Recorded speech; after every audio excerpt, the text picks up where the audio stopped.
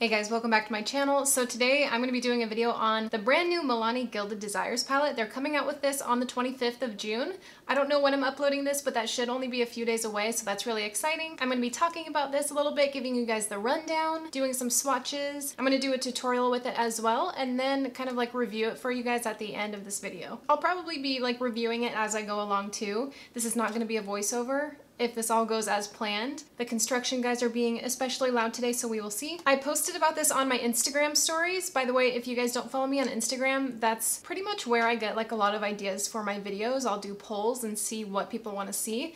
Anyways, I asked if you guys wanted to see a video on this and it was like 96% yes, so we're doing it. All right, so a little bit about the palette before I do the swatches and stuff. This is gonna be $20, like I said, available on June 25th. I have like a little PR cheat sheet right here. This was sent to me, so thank you so much, Milani. It says we have 6 mattes and 6 foil shimmers and then 2 high pigment pearl highlighters. First of all, let's talk about the packaging though. This is such a beautiful packaging. It's a really pretty gold and it has the name right in the center here. This is the kind of packaging that if you touch it, it does really pick up your fingerprints, but I don't really care about that. And this is what it looks like on the back. It shows you the shades and the names, which is really nice. I love when packaging actually has like the shadow names on it. So on the back it says, go from desk to date night glam with this opulent all-in-one eye and face palette. Mix and layer textures and shadows to create your own finished look. So like I said before, there are eyeshadows and there are face powders as well, these highlights down here. So this is what it looks like when you open it up. There's a huge mirror, which is awesome. This really reminds me of a Tarte packaging, like the Tartelette or the Tartelette in Bloom palettes. I used to have those and this is really, really similar. It does feel lighter though, but I really like this packaging. For a drugstore eyeshadow palette, this is really, really good packaging. So we've got the 12 eyeshadows and then the 2 highlighters down here. The one weird thing about this like layout of the eyeshadows is that there's 5 shimmers over here with 1 matte and then 5 mattes with 1 shimmer. It's kind of weird to me that they didn't put all the shimmers on one side and the mattes on the other. I don't care about it, it's just something I noticed. And as you guys can see, I have used it a bit. I've used it like maybe 2 or 3 times since I got it, just because I didn't want this to be like a very first impressions video. I wanted to know a little bit about it before I reviewed it for you guys. By the way, this is going to be available on Milani's website and Ulta exclusively, just so you know. Let's swatch it. So I went ahead and swatched all 6 of the mattes first, which they felt so good. You know how some mattes are like really dry and they don't swatch very well, or they just like kind of flake off when you swatch them, or they just don't really adhere to your skin? These were super soft, buttery. That black especially was like super intense. I was not expecting that. And then moving on to the 6 foiled eyeshadows, which were beautiful. I feel like some of them were a little bit thicker than others, and I feel like these, just by swatching them, I might need to use like a tacky eye base. But these were really beautiful. I love all the colors. And I do feel that some were a little bit more foiled than the other ones. Like the first 2 I swatched versus the red. Like the red is definitely more toned down, like light shimmer rather than a foiled eyeshadow, but they're all really, really beautiful and they swatch well, even though you guys know I don't really care what eyeshadows swatch like. They're always different on the lids. And then moving on to the highlighters, which we have 2. There's a really icy, almost white one, which is really good for fair skin tones. And then there's a slightly darker, like peach toned one, which is beautiful. I feel like that would look really good on like medium to deep skin tones. Okay, so now that we have you up close and personal, I'm just gonna start on the look that I'm gonna do. And I don't really know exactly which ones I'm gonna go for, but I'm kind of feeling like the reds, maybe the gold, bronze. Let's just wing it and see how it goes. And I did put a little bit of excess concealer on my lids and then set it with a little bit of translucent powder. Not a ton though, it is just slightly tacky still. So that's what I am using as my base. So I think I'm gonna start out with this red. It's kind of like a berry, like deep red color over here, which is called Time to Unwind. It's a wine red, that's a better description. Gonna take this on a BH Cosmetics blending brush, and I'm just gonna apply this right in the crease. I'm not gonna focus too much on blending it out just yet because I'm gonna use a different brush for that, but I'm basically just depositing this across my entire crease, making sure I have enough color in there. Basically just doing like windshield wiper motions back and forth all the way across. So then I'm gonna take a clean blending brush and I'm just gonna blend this color out, mostly focusing it on the top of the crease color. I feel like this brush is too loose and fluffy, so I'm going to switch to this one. It's a Marc Jacobs blending brush. Sorry if you hear people yelling in the background. There's always something going on in the alley right behind our apartment. Okay, I'm just going to go in with a tiny bit more. I think I'm going to take it on this little fluffy side of the Life's a Drag palette brush, the little dual-ended one, because it's a lot skinnier than that fluffy brush that I first used. I'm going to use this to pack that color right onto the bottom part of the crease so it's darker right in the eye socket area. I want this look to be pretty dramatic, so I'm not trying to be like too light-handed with these colors. I don't know if you guys can see this very well, but that's the amount of kickback that I'm getting. And I'm not being careful or anything. I feel like that's like a normal amount. I don't feel like it's like insanely messy or anything. I think I'm gonna go for like a halo eye type situation. So I'm also gonna pack this wine color in the outer corner of the lid, kind of blended like maybe a third of the way across. And then also into the inner corner of the lid, making sure that this connects to this color in the crease.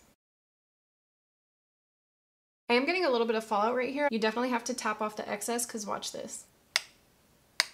I don't know if you can see that, but a lot of the eyeshadow falls off. So if you tap off the excess, that'll hopefully decrease the fallout. I really like the shadow though. I feel like it is super pigmented, especially if you're like packing it onto the lid rather than blending it out on the crease. It really packs a punch. It is a strong color and I like it. I'm actually also gonna go in with this matte brown right here, and this is called Crazy for Cocoa. I'm gonna tap off a lot of it because I don't want it to be like a super strong color.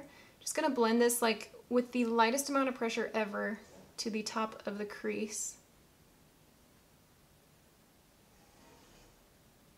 So now I'm going to move on to the lid shades, and I'm going to start with this bronzy one down here, which is called Just Bronzing Around, fitting name. I do like to spritz my brushes with Fix Plus before I go into the foiled eyeshadows in this palette. I feel like it obviously makes them look a little bit more intense. I don't think you need to wet your brush with these shadows, but it's just something that I prefer to do. And I'm just going to pack this onto the lid, but I'm going to keep the very, very middle sliver, like barely a tiny bit of the lid bare, just because I'm going to be putting another foiled eyeshadow there. This shadow was wonderful. It seriously looks so pretty. It's like the perfect orangey coppery bronze. I'm just going to go over it a little bit with my finger, just packing some on dry, just to help it blend out a little bit. I know it's looking crazy right now, but we will fix it, don't you worry. Now I'm going to go in with this really pretty gold right here, which is called Desire for Gold.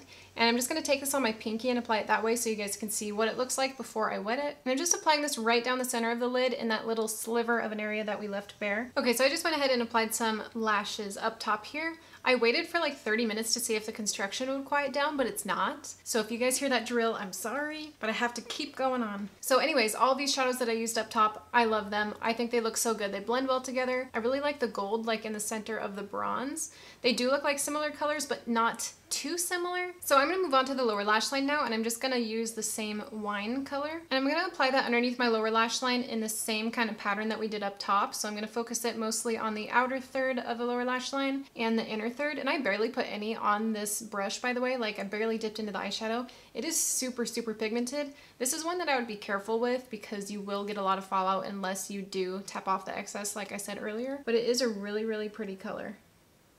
Then I'm taking the fluffy side of that brush and just blending out the edges of that red. So I'm going to go back in with that bronze color, and I'm just going to take that on the side of that little packing brush, once again wetting it and then applying that to the center of the lower lash line. And then I'm just going to go in with my pinky with the gold one more time. And then I'm going to go in the very center of the lower lash line, not covering up as much area as the bronze, and I'm just going to pack that down and drag it down a little bit so it's kind of like a tear shape. So I don't really like any of the eyeshadows as like an inner corner highlight for me, but I am going to go in with this highlighter up here. And I'm actually going to mix it a tiny, tiny bit with a darker highlight, and I'm just going to use this as an inner corner highlight. Okay, so I just applied some lower lash mascara and a little bit of color in the waterline. I think we're done with the eyes now, so I'm just going to move on to the highlight. So I'm going to be using the lighter one, obviously. This one is pretty too, but it is just a little bit too dark for my skin tone. This one is called Brighten Up My Day. Taking this on a little Sigma cheek highlight brush. This highlight is pretty intense. I tapped off quite a bit of the excess because I did wear this yesterday and the day before, and it is really... I just had a spit bubble. Did you guys see that? Hope not. I did wear this yesterday and the day before, and it is pretty crazy, but it is really, really pretty. If you like a super intense highlight, you will like this a lot. Now I'm just gonna go back and forth between these two to mix them, just so you guys can see what that looks like on this cheek. And then you get like a really pretty yellow. I don't know if that's coming across on camera as well, but it's really nice. Can you guys see the difference? Yellow, white, yellow, white. This highlight is a little bit glittery too. It's not like super chunky glitter. It's not like the kind of glittery highlight where the glitter goes all over your face. It's pretty subtle. Alright guys, so I am all done with the look using the Milani Gilded Desires palette. This ended up looking a lot more Gryffindor inspired than I was aiming for. You know what? Sometimes you just can't help it. The Harry Potter in me comes out. So overall, we ended up with this like kind of grungy red and gold smoky halo eye type situation. All in all, I really, really like this palette. I feel like this is such good quality for a drugstore $20 palette like this. Like I feel like you could go into Sephora and find something like this for like $45. The quality is really, really good. The colors are amazing. I love the color selection. I like that there's like half matte, half shimmer. I love the inclusion of the highlights up here, even though I can only use one, but like I said, you can mix them, so technically I can use two.